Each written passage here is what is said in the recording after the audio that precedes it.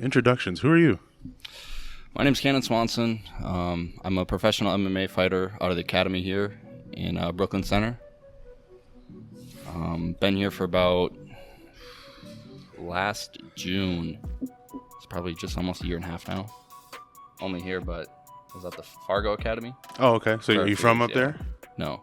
No? I'm from a small town. Yeah. That's who ends up in Fargo is people from small towns, right? Belgrade, Minnesota. So I guess if we get a whole how I got here. Yeah, let's do it, man. Jump to the beginning. I'd say it started elementary school. I started wrestling about 5 years old, in kindergarten. I remember my first tournament. I never had a practice, never did anything. It was kind of just my dad got me into like, hey, let's get you a singlet, get you some shoes, and we'll throw you in and show me a couple of moves in the living room. And so he just tossed you in the water, said learn to swim? Yeah. Your first wrestling experience was a tournament? Yeah. As before practice started, it was like, usually like the elementary season starts in like December. Yeah, winter. Yeah, winter or whatever. Yeah, winter sport. Because my dad wrestled when he was in high school, a little bit of college. I didn't even know what the numbers went on the podium, 1, 2, 3, and 4. Uh-huh. And I ended up taking first. My first. And you're tournament. just like, oh, I get the tall box. And I remember getting the trophy, and because when you're a kid, 4 is greater than 1, right? I was kind of upset I wasn't on the 4. Oh, sure, yeah. I was on the 1, but that was the first. I guess that's what you could say started this whole journey. Like I was saying earlier, I found a bunch of my elementary wrestling matches this morning that my parents recorded. That's awesome. Cool to have. Yeah. Yeah. You're going to use them? You're gonna post, you said you put it in the stories. I you're gonna put a little bit on my let's Snapchat do some story. like match breakdowns or something. I did. I looked at them this morning. Yeah. And it's like I'm doing some of the same stuff I do now. Oh, good. Look at that. I found myself fundamentals, jumping over, catching people in headlocks, like finding arm triangles. Like I don't even probably know how to count to 50 yet. Yeah, yeah. But you can find an arm triangle. Find an arm triangle. I still can't find arm triangles. Yeah, go ahead. Going from there, elementary wrestling all the way through like 6th grade. It started around I'd probably get around 80 matches in a season in elementary. You know, my dad's. Is that normalish? Like if I'm wrestling at that level, honestly, is that a normal amount of matches, or are you just? I'd say it's a little above average, but in elementary you could probably get that many still today with tournaments. It would be every Saturday, Sunday we'd be doing a tournament. Sure. And so it's a round robin each day, 4 or 5 man bracket. So it's. And kids are malleable. You can throw a lot at them. Oh, absolutely. Especially when they think they're having fun. And it goes till April. Yeah. So that's where it all started, I guess. And then moving on to high school. Like I said, I went to high school in a small town, like an hour 40 west of here, called Belgrade. BB High School. Stand up. Shout out. And even through there, 7th through 12th grade. So my first year wrestling on varsity was my 7th grade year. A 93-pound kid wrestling up to 106. I didn't have that great of a year, like went 7 and 11. 8th grade was actually a full 106. Took 6th in state that year. 9th grade took 5th in state. Sophomore year took 2nd. Junior year took 2nd. Senior year took 3rd. Well, it goes back to your old logic. You're moving up the ranks because 3 is bigger than 2. So. Yeah, I guess. It did not feel that way, I tell you that. Of course. That shit sucked. Yeah. But no, throughout there, I broke the school record in wins while I was there, which I got broken probably a couple years ago now. Good. Keep it going. But even there, I probably had 250 matches in high school. Again, is that a lot? It sounds like a lot, but I never wrestled. It is now. Yeah. Or was, but every single year, I mean, they're upping the match count. Okay, like so that's going up. Before, like probably when I was like 7th grade, I think the match count before sections you get was like 30 something. I guess I was probably associating it with like pitch count for pitchers, where it's going down over the generations for the kids' health or whatever. But I think the match it's fighting, for God's sake. Let them go. Yeah. I really never even thought about MMA till like senior year. You know, you'd watch UFC with your friends. Mm-hmm. You know, the Conor McGregor, Adesanya. That's like basically what everyone knows. Mm-hmm. It's funny. before warm-ups, our team was like not that serious. We were good, but like the coach would tell us to warm up, we'd be like, nah. Like our team, we were good, but like we liked to have fun, and it was probably a little cocky at the time. Like our team was, all of us were just like, we like to have fun. We play duck, duck, gray duck as a warm-up, while our other teams are, hard drilling, their coach is yelling at them. And we're kind of just messing around. Duck, duck, gray duck. There's room for that. And doing submission wrestling and choking all my teammates out. The destiny of MMA was calling early on. That's the only reason. Like I saw it, I was like, damn, this stuff's really cool. I'm gonna wrestle. Like teach when I go on YouTube. Let's look up submissions that I can do next tournament, but like before warm ups on my teammates. And high school's over. How many years ago is that? How old are you? I'm 23 now. Okay, so still reasonably fresh. Well, 5 years ago I graduated. So I went to school at NDSU. Hence why I went to ACA, and I'll get into that. COVID year. Ain't that a bitch, man? Yeah, COVID year. My high school was cut short in March, like literally the weekend after the state wrestling tournament. The country closed down. School's out. Yeah. Awesome. The best time I had. Friday the 15th or something like that. Yeah. It was amazing. All we did is kind wild. of just make money and party the whole time. Like where I was from, COVID really didn't like exist. It happened. Yeah. Everyone got more riled up and Just get cabin fever now. No, I remember like because I used to party a lot in high school, even not during like the wrestling season stuff. Like I kind of had my party phase in high school and like maybe freshman year of college, but like that I feel like that's when the parties are the most fun. It seems right. I waited till my 30s to have some drinks and party and stuff. I didn't want to waste the teens and 20s, but at least don't waste the 20s. Yeah. You're an animal at 24, right? So I like that logic. Get it out of the way early.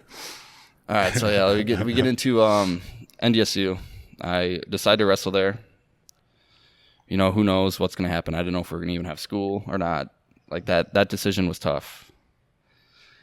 Wrestling, that shit was hard. With COVID going on and everything, what we have, all we did is like practice, We start in October.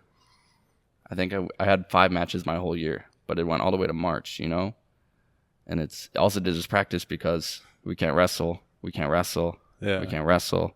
Until like finally you could and the finally tail end of the season? Yeah. But I never did. I never made the team or anything. I had like 5 matches. I never did great.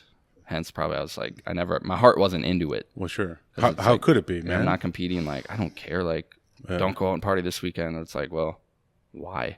Like, I'm not going to wrestle anyway. This is just dumb. Sit around and wait to do the thing I'm not supposed to drink for. Yeah. Okay. No, what I did I took wrestling serious. I met some of my best friends there. But after freshman year, kind of like everything went like different. All my friends kind of transferred or everyone was gone. A common thing, actually. The transfer rate at any university after freshman year is pretty high, as I understand it. So, yeah, I could see it end up, especially around that time, I could see it emptying out a friend group for sure. I got COVID tested probably 70-some times, negative. For wrestling purposes? Like, so we had to get tested every week, sometimes twice a week. Like in the nose and stuff? Dude. Oh, I hated that. I think me and one other teammate were the only ones who never tested positive. Oh, wow. And we had like quarantine, so people get stuck in their dorms, get sent home. This is the first I've heard a firsthand account of somebody like high school to college around that time. It was a joke. Sounds like it sucked. It's such a joke. Yeah, it sucked. What a bummer. Class is a joke. Dude. You have fake online classes and stuff. I got to pass a few because everything was online. Yeah. Like chemistry, online chemistry. Dude, all I'm going to do is take the exams with 15 other people in a dorm room. Are you kidding me? Same thing with like geology. I remember that. I'm like, honestly, I'm glad this stuff's online. For sure. Suffer through hour after hour. And the stuff that'd be lecture. in person, I don't know. My experience in college, it was kind of a scam in my sense. I mean, you pay all this money for someone who can barely speak English try to teach you something that like they really know nothing about. They know the material, but they don't know what they're doing. Conceptually stuff, yeah. You know, they got the PhD, they got everything to tell you, what's going on, but they don't know what's going on. I think anybody that went to college can at least remember back to one or two examples. You tell me with the mask on too, and you have someone. Oh man, you like to read lips is like the number one way people like. Yeah, it's helpful. Yeah. Now I'm sitting in class like, what do you?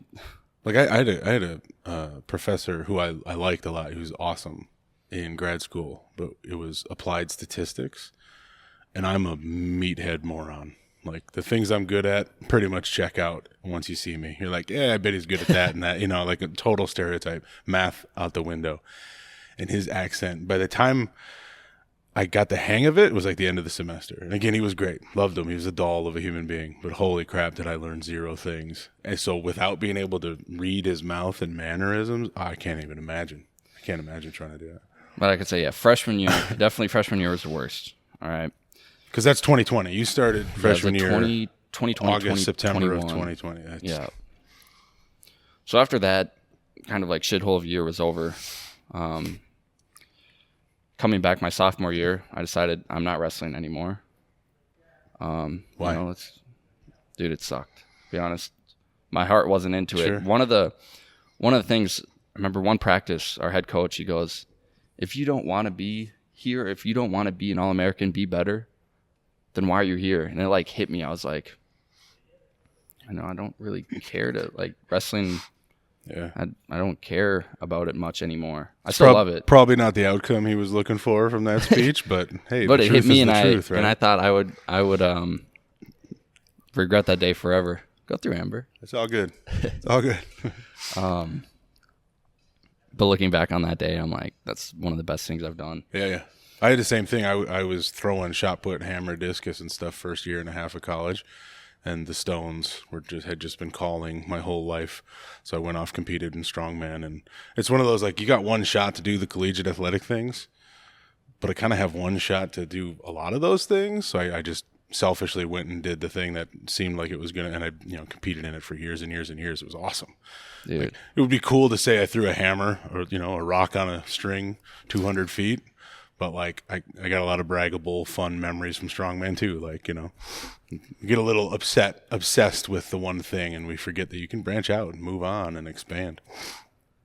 Yeah, sophomore year, I guess I came into college with like 33 credits from high school, and like going back to high school, like my small school is also an absolute joke.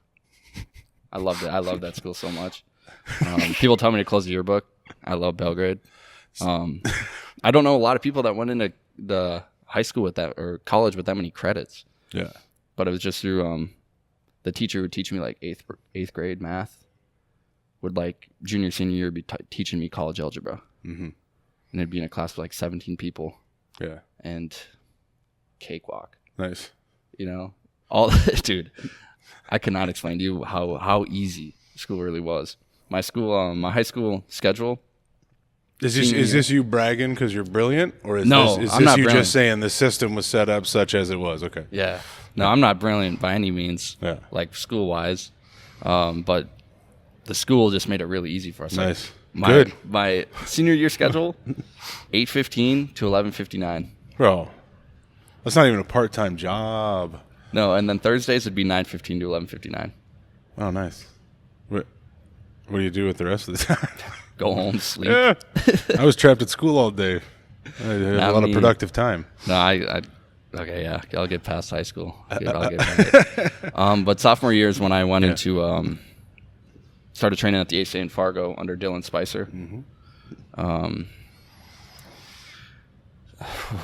Started there mainly with jiu-jitsu and Muay Thai. I'm green. Most wrestlers come in there with the ego. That gets destroyed pretty quick. Mm-hmm. As you come to find out, any other wrestlers out there. But belly down is really bad. Yeah, triangles, arm bars, and you realize, wow, I suck. Yeah. But training there for, August to March. I had my first fight March of my sophomore year, so 23 years ago, 2021, okay. 2022.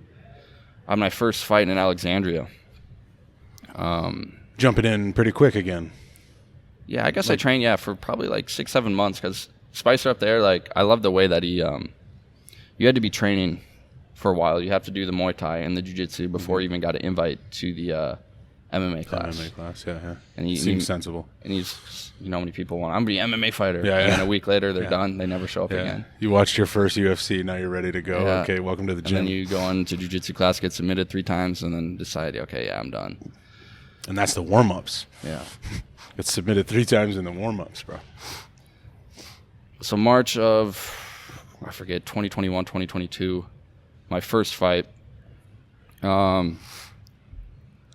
broke my hand, but I had no idea until after. I got a quick finish, thankfully. And it was the same card that Quang was on.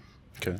And I guess that's where I guess I never met them, but I guess like that's where we first were. Your brethren after that. Yeah. You're on the same fight card. Yeah. Second fight wasn't that memorable. I went, like, for summer, I'd still go home, so, like, I wouldn't train. I got an internship at this place called Marcus Construction and kind of working. I never really trained much. I was kind of just doing my home stuff, and I'm still eager to fight. Took a fight against a really good dude. Lost that one. With no training? Yeah. Or no recent training? No, anyway? like, structural training. Yeah. Don't do that. No. Learned my lesson there. Yeah, okay, good. Then coming back for my junior year, which had been my senior year, I got to graduate a year early. My third fight was in Chicago against a really good wrestler. He was a national runner-up and an All-American another year in Chicago, in his home turf. It's nightmarish. That's a fight I'll remember for like the rest of my life. Like any highlight, like I don't care how far I go, like I'm always gonna remember my third amateur fight. Tell me about it. Why is that? And we get flown into Chicago as like an amateur. I'm like, wow, this is like a big deal. Like, you know, like I'm dipping out of here, saying goodbye to my friends. Like, yeah, I'm going to Chicago. Like, I'm going to fight this dude. Like, really? Sounds like a big deal. I'm 20 years old. Yeah. You know, this guy's got a wife and kids, and you know, he's all this. I'm like, I'm a huge underdog. But we get there, and this fight venue is like, it's basically like a bar. You know, I'm warming up, getting my hands taped, and you know, there's people with drinks walking through to go to the bathroom. Awesome. I mean, like, probably not what you're expecting, but awesome at the same time. It kind of was looking back now, and that's how arm wrestling tournaments still are. I've done a few arm wrestling, and it's literally like we just clear out the dance floor, put a big table, and just people sit around and drink and yell. It's great. I bet, yeah. That sounds about right. Very white trash. We get in there. I get booed. Loving it. Absolutely loved it. Underdog and bad guy. Let's go. On the heel. And then dropped him 3 times. Okay. I was expecting, I was like, okay, like, we're going to go out, put it right on him. And like a minute in, threw like a left kick, right hand, and like dropped him. You know, I'm like, oh, damn. You know, keep going. Like, all right. He gets back up, hit him with a left hook. He goes down again. I'm like, what the heck? Keep hitting him. He goes down again. And like, he got back up. But I just kept hitting, and it was kind of like a standing TKO. Mm-hmm. I mean, for an amateur, it was a good stop, but like pro, he could have gone a little bit more. But I remember doing a backflip off the cage, and like I never felt so. The feeling in that after that fight was something I'll never forget. Yeah. Underdog, heel, winner. Nice. Oh, and a couple of my friends from college that I met from wrestling up there they're the only ones that were cheering for me. Nice. Yeah. And they also knew the guy through wrestling. Oh, okay. But they had a beer for me backstage before, like in the locker room, before I could even get like my gloves off. That makes sense. It was awesome. Yeah. Good gesture. Then after that, we had a fight in Fargo. That one wasn't too memorable. It was fun. I guess I fought on the same card as my brother, so that was cool. What came after that? Oh, I was going to make junior year, May, I was going to make my pro debut against Kelton Sneevy, who was just here. I mean, he's a good buddy now. He comes down to the academy here to train with us sometimes now. He's here for about a week and a half, and he's fighting on LFA 200. From Canada, huh? Yeah.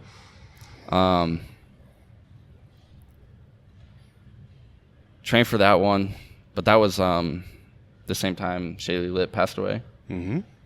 So that was 2 weeks before that fight. And so I remember those 2 weeks were like the craziest weeks of my life there.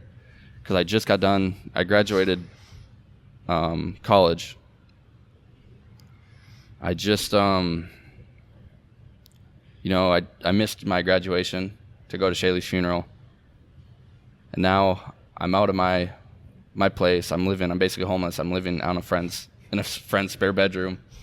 Why is this a part of so many fighters' stories? Something about you guys. I don't know, those 2 weeks, especially like Shaylee passing, because Shaylee was one of my like main training partners, best friends up there. Mm-hmm. And like that whole thing, I remember I was in a hot tub, like cutting weight, kind of like getting the sweat ready for the actual weight cut, and finding out while I'm sitting in there like, what the fuck? Like, what just happened? Pretty surreal. I just saw her yesterday. Right. Things go, and now it's like I'm graduating and then being homeless, basically. Living on a friend's spare bedroom, the weight cut, and then come fight day or weigh-in day, I'm about to drive to weigh-ins. It's in Detroit Lakes. It's about like 50-minute drive from Fargo. I get a call from the promoter saying, "Hey, your opponent like is seasoned up. He's in the hospital. Like your fight's off." I'm like, "Are you fucking kidding me?" All the normal suffering and then the extra suffering and the noise and then to have that. I couldn't believe it. You know, it's like you start like I'm almost crying. Right. But he comes up clutch, and there was Thad Becker stepped in because I think his opponent got hurt too. Sure. So I went back down to an amateur fight, but I still had a fight. Yeah.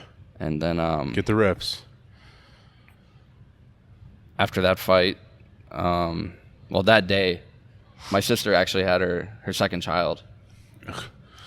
So it's a lot going on. Jeez. And I feel really bad for my mom that day because, her son's fighting and her daughter just gave birth. Yeah, it was a hectic day for her. So, where was she? Like back in the hometown? Or? Yeah. So she was 2 hours away, 2.5 hours away. Not at all convenient. So as soon as the baby's out, good. She's good. Driving up to Detroit Lakes to come watch me fight. And came out to the fight. Cool. She made it. She made it in time. So yeah, that was something crazy. Yeah. And then after that, I'm out of Fargo. It's kind of like my last hoorah, training with Dylan Spicer and those guys up there. They have great guys, Dylan Bowen, Robert. Another thing, being from a small school, Belgrade, there's not a lot of diversity. Mm-hmm. So when I'm getting up in Fargo training with these guys, I never thought some of my best friends would live there most of their life in Iraq, or barely speak English from Tajikistan. Yeah. Now, these are the guys I'm hanging out with on a day-to-day basis and who I'm spending most of my time with. Is Tajikistan a real country, or did you just make that up? Oh, it's real. Oh, okay. It's real. Speaking of diversity, I had no idea. Well, that's how it is. I mean, every martial arts gym now, it's just like the melting pot. Yeah. Like what America was kind of meant to be. Yeah. With punches. Yeah. Everyone's a lot nicer, No one's really mean in here. You know where you stand when you punch and get punched. So, yeah, after that... what prompted you to come down here? So, Dylan Spicer used to train here. Yep. You're kind of under the same system still, huh? Yeah. Yep. I keep in touch with Dylan. And he'd always say, this is a great place. And I was graduating, and with everything that was going on recently, and I kind of felt it was like, okay, this is my time to leave and, kind of experience and grow. Yeah, move on. And so finding a place to live here, I mean, that's another headache in itself. The first place I moved was in Loring Park. Absolute ghetto. A little crowded. It sucked. Yeah. Lived there for a year. I got out of there 3 weeks. The last 3 weeks I lived there was 3 shootings in the apartment. Nah. Get out of there. And then I moved into a spot in Dinkytown now, which is a lot better. I live and work there too, so it's clutch. And basically I'm on lunch break right now. Nice. Very nice, Take like a 3-hour lunch break to train. There's another martial arts gym thing is like there's guys who are at work while they're here training very often. No, the reason I'm coming here is just because of the training and the coaches, and it's a bigger gym. And, think of the academy. It's big, but it's not at the same time compared to others. Yeah. And being here and having instruction under the guys like Greg Nelson, Andy Grant, and Nat McIntyre has been huge. Like I said, I hit pads with Greg Tuesday, Thursdays, and Greg actually came out to Colorado with me for my first pro fight. And that was an experience that I'll never forget too. Tell me about that one. Give me the rundown. When was that? That was last December. Okay, so still pretty recent. That fight, I took that like on 5 weeks' notice. I was just antsy to get in, and for something about fighting, I love getting in the airplane and traveling. Something about that just feels like, wow. Good, because it's kind of the deal. Yeah, this is for real. Like, this is a business trip. Like, every time people go on airplanes, it's like, oh, it's for vacation or whatever. Like, this is like, I'm here to get in a fight. Like, I'm flying to fight somebody. Got that dog in you on the plane. Then when I get there a day earlier than Greg did.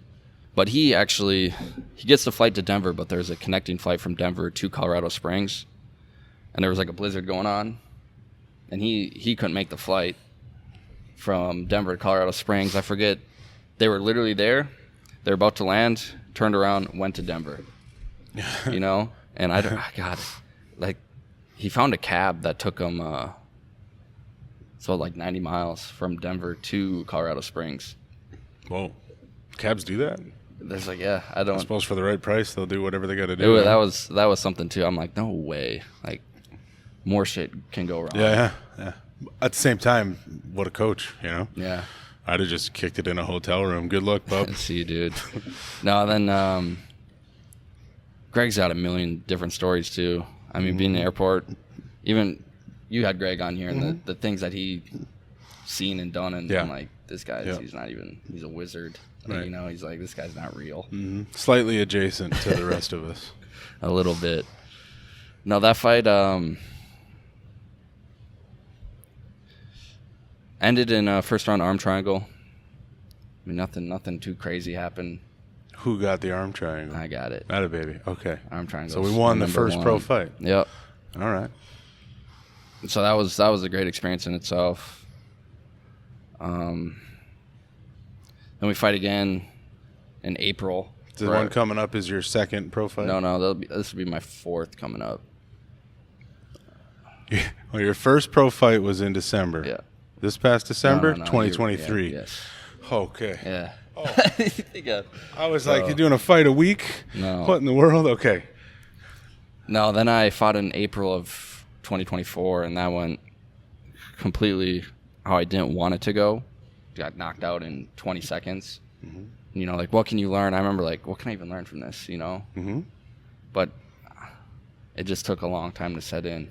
Sure. My mindset changed about fighting after that April fight, and my whole style kind of changed. I remember doing the post-fight interview with the Ignite guy, and kind of saying how this past 6 months, my attitude and my mindset towards fighting changed.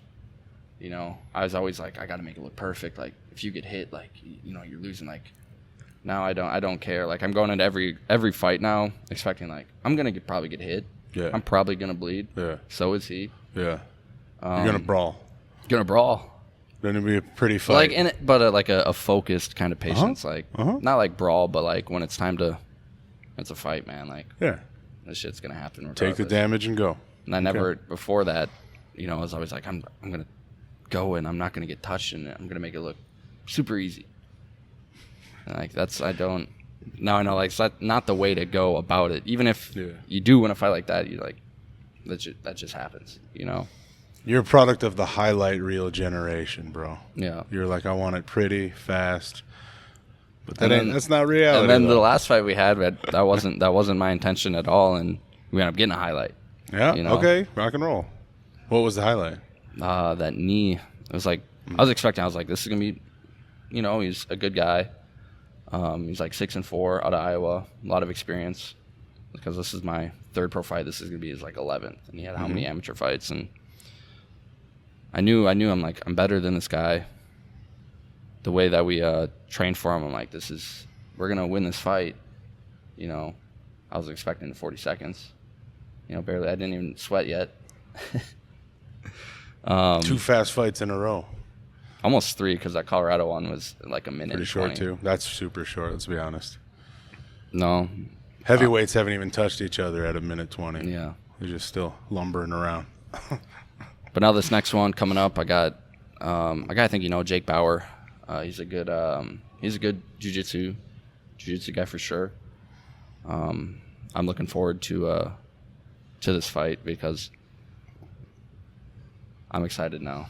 Yeah. The mindset, like I'm finally like finding my place with what I'm doing and with my training partners, and I have guys like Noah, John, Quang, Mac, you know, coaches like Greg and Andy and Nat. It's quite the squad, bro. It's insane. Yeah. Insane. And they're consistent. You know, you got questions, they got answers. Yeah. And there's you can't ask for much more. And that's why I'm here. You know? Several hundred years of experience. Yeah. Need that. Tough to beat that. This next fight is PFL? LFA. LFA, forgive me. LFA 200. The first 3 pro fights were Ignite? One was Battle. Yeah. Second one was LFA. This last one Bounced around a little Ignite. bit. Okay. Now this back to LFA. Yeah. Dig it? You dig LFA? Yeah. I'm kind of impressed what I've seen. I don't know much, but it seemed to do a good job. They're like the minor leagues to the UFC, the number 1 feeder into the UFC. Right. Especially with like an event like LFA 200, they're gonna put on something big. They put on a big card, and I imagine they're gonna have a good thing for the fans and stuff. So, That we better say it. Where is it? Mystic Lake Casino, January 25th. Be there. Coming up quick, huh? Yeah. Use my referred fighter code too. Thanks. What is it? Nitro Tickets. You can go to my Instagram profile and click the link. It's good camera eye contact. It's good. Say it into that camera too. I'm just kidding. Don't do that. How's your jits coming along? This is a jiu-jitsu podcast, fundamentally. Jiu-jitsu, I love it. Yeah, pretty good. I mean, honest question. I try. Yeah. I won't say no. I'm not like the greatest. Sure. But I catch on. You know. There's profundity in that, because not a lot of people do. I like it. Catch on to it. How could you not though with the guys around here? Yeah. There's That's not your many bottom places line, right? where you come in to roll and oh wow, there's 6-7 black belts here today for rolling on a Wednesday or on like a Friday. It's like, okay, how can you not get better? Right. You know? Yeah. Through suffering, but yeah. And I think that translates into my style too, because my fights, not one fight has gone the distance yet. I think all my fights are by submission, except 2 TKOs, you know, and I lost by submission and knockout. So yeah, it's hard not to get good here, you know, if you have the drive and care to get better, you're gonna get better. Right. Especially the number 1 guy I train under is Greg, and he has his classes here, you know, and he's like, you know, what are we going to do today? I don't think he knows what we're going to do today until he sees who's in the class, and he's like, all right, this is what we're going to do. Yeah. And that's the way that he like explains stuff, it's easy to retain. That's one thing I've noticed. God bless him. For those of us who struggle with retention, the stupid crowd, God bless them. Yeah. Train much in the gi? You're a fighter first and foremost. I did in Fargo. That's all the jiu-jitsu I would do is in the gi. Okay, interesting. Just because we didn't have MMA practice every day. Yep. It was you have MMA practice on Thursday, Saturday, but your MMA practice is going to be gi class and Muay Thai. Right. You know. Yeah. Bottom line, get your reps. Gi, no gi, that's whatever. That's your MMA. Like that's part of it. You know, you do the 2 hours, you do the hour Muay Thai, hour jiu-jitsu after. Like. Yeah. You know, I thought that's how everyone did it. Sure. Every gym did it. You know, that's the way I kind of like how Spicer had it, because I was like, oh, this is what everyone's doing. This is what every you just MMA fighter's doing. that's normal. Yeah. But then you've come to find out that it's not. Sure. MMA guys are the worst, man. What's pretty typical? Like MMA guys? Yeah. I mean, in terms of like what their training day or schedule roughly, what do you think? Don't train. Number 1. You just want to fight. Yep. Go to MMA practice. Spar. Don't ask questions. It's a bro culture, huh? Yeah. Okay. I kind of find it like I love wrestling. I love wrestlers, but I also hate them at the same time. And I'm a wrestler myself. Like people are like, you wrestler? And I'm like, I was. Yeah. You know, you're a recovering wrestler. Yeah, recovering wrestler. Why do you love them but hate them at the same wrestlers, time? What do you mean? The ego that wrestling has coming into like something like MMA. Sure. A lot of guys never get over that. Yeah. You know, it's like I was good at wrestling. I'll be good at fighting. Yeah. I mean, Because categorically, you're a bad motherfucker. Like, yeah. Then you that find you can out, rough like, a dude up, but with some odd constraints relative to the real world. No, they're right? good, but they never get past that roadblock of like, oh, let's forget about wrestling for a little bit. Let's maybe learn the actual art itself of the striking and the submissions. And I mean, you already got the pedigree. You're black belt in wrestling. Like, let's just pretty much, yeah. Let's just put that let that collect dust a little bit. Right. And that's funny. I was just talking with Darren, the guy that owns Hamill, and he's a 25, 30-year wrestler, wrestling coach, etc. And he literally said that same sentence. You got to set it aside. You got to train jiu-jitsu. Yeah. Like, don't be a wrestler at jiu-jitsu. Keep the mindset of, like, you got to work hard. Yeah, for sure. Yeah. Because wrestlers, like, no one really wants to fight a wrestler when you think it's about a problem, it. Like, no one man. does. It's like, man, this guy's just going to come forward and be gritty. Ragdoll me. Yeah. That's like, I wrestled, and every time I see, like, a wrestler, like, I'm like, oh, that guy would suck to fight, you know? Yeah. That's like, oh, what the hell? Like, I wrestle too, you know? Like, wrestlers don't like other wrestlers, you know? It's like... This is my clarification about big guys. Like, people will crack jokes and complain about rolling with big guys. It's like, you know who else hates rolling with big guys? Big guys. Yeah. Sucks, dude. They're heavy. Get off me. Yeah, they make you tired. Idea. Yeah. You're going to get tired. Like, that's the rounds I have with, like, Mitch Wilson and Griffin. You know, it's like, great wrestlers. Like, I know after this round we're both going to be really tired and scramble. Yeah. Good cardio. Yeah. You'll see it on, Greg will post some stuff, and it's just, I was just going absolute bananas. And then, wow, I'm tired. You tired? Yep.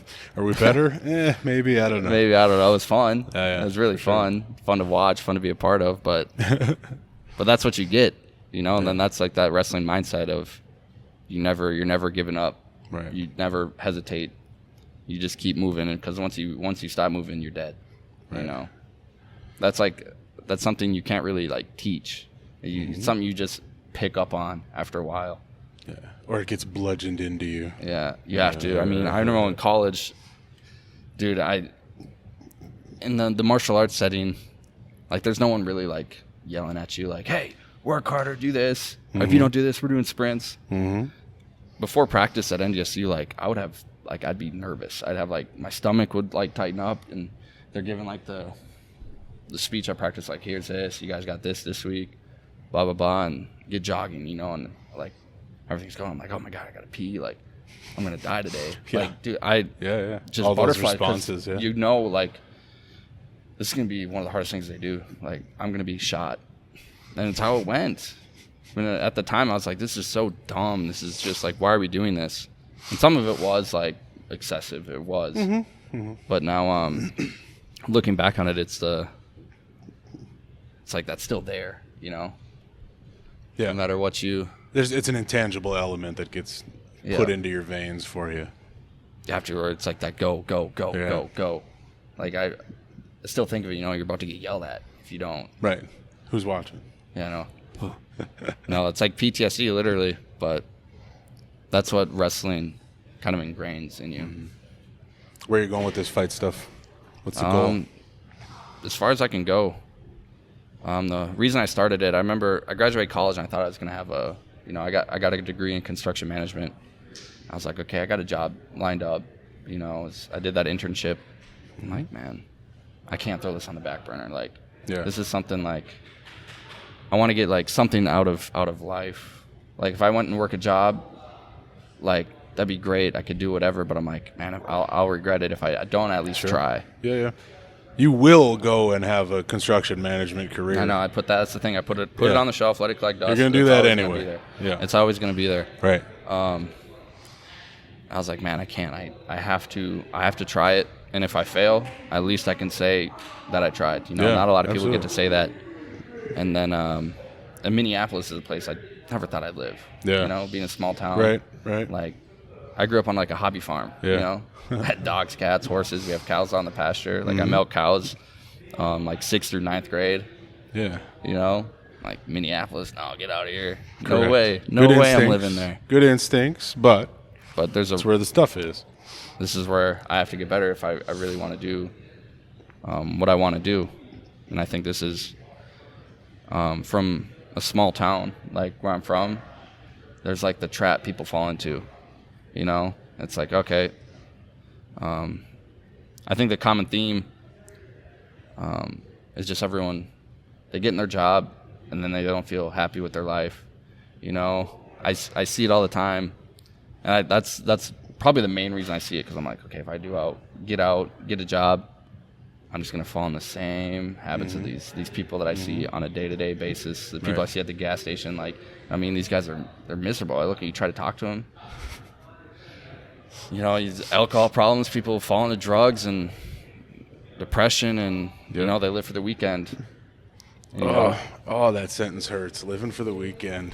But, like, yeah, there's nothing wrong with that. But I mean, it's kind of the real deal for a lot of people, but there's also a way out for a lot of people. Yeah, that's kind of where I was about to go. Yeah. Like, they don't have anything. Like, let's just get hammered or do this. I'm like, man, like, yeah, I could, but like, I want doing this. What I'm doing now, like, there's like a purpose to it. Yeah. Like, I get to wake up and do something that I love, that I actually want to do. Yeah. You're building and you're pursuing, and yeah, I get to, like, this is exactly where I want to be on a Friday. You know, it gets that concept of, you hear it kind of trending or whatever, but the idea of third places. People don't have third places. They have work and they have home.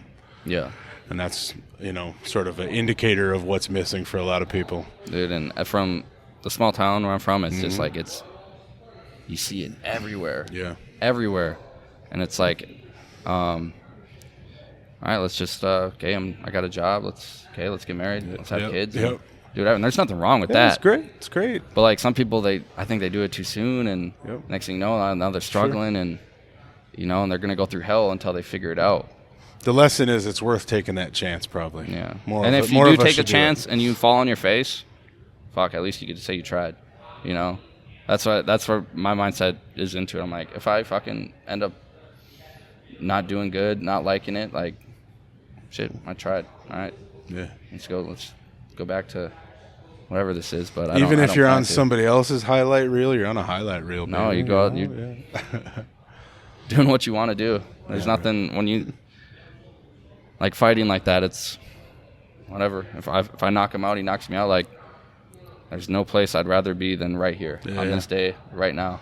Sure. You know, this is what two guys get to do. The things I love. Like, you're fighting, you don't really like hate the guy. No. You know, like, it's like, no, if we'd be buddies if we're at the same gym, you know. Mm-hmm. But this is what we signed up to do. This is what we're getting paid for. Like, this is what we train for. Like, this is there's no place I'd rather be. It's like something that goes through my head too. I think those pre-fight nerves and everything. It's like people are like, you know, it's like this is what you signed up for. This is what you wanted to do. You know, remind yourself. You wanted to fight in front of all these people and you know, put it on the line, toe the line. You know, something's gonna happen, and sometimes you're gonna win. Most of the time, like, you're not gonna regret it. Yeah. You know. You should win though.